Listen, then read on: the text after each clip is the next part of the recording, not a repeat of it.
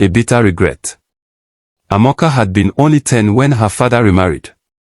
Her mother had died when she was 6, and though she barely remembered her, she always longed for a mother's love. At first, she was hopeful when Auntie Florence moved in with her 2 children, Tolu and Femi. But that hope quickly turned into misery. Florence made it clear that Amoka was not truly part of the family.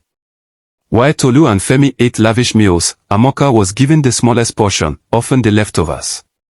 She did most of the chores, cooking, cleaning, and washing clothes, while her step-siblings played.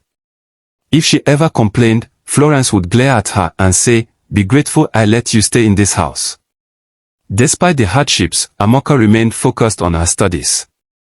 She was naturally brilliant, and her teachers adored her. She often spent late nights studying under the dim light of a kerosene lamp while Tolu and Femi slept soundly.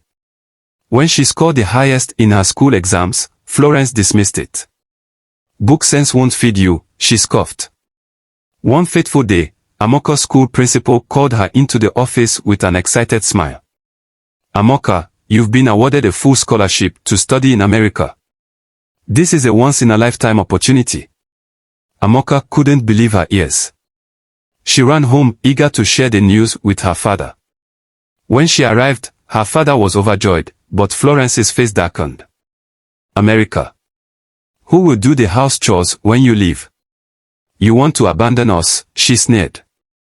But Amoka's father, for the first time, stood up for her. "Florence, this girl deserves this. She has suffered enough." He hugged Amoka tightly. Days later, Amoka left for America. As she boarded the plane, she felt a mix of excitement and sadness. She had wished for love from Florence, but it was never given. "Maybe one day, she'll be proud of me," she thought. Years passed, and Amoka flourished. She graduated top of her class, got a high-paying job, and even bought her father a house. Meanwhile, Florence's life took a downward turn. Her own children, whom she had pampered, failed in school and struggled in life. One evening, Florence sat alone in the dimly lit living room, staring at an old photo of Amoka.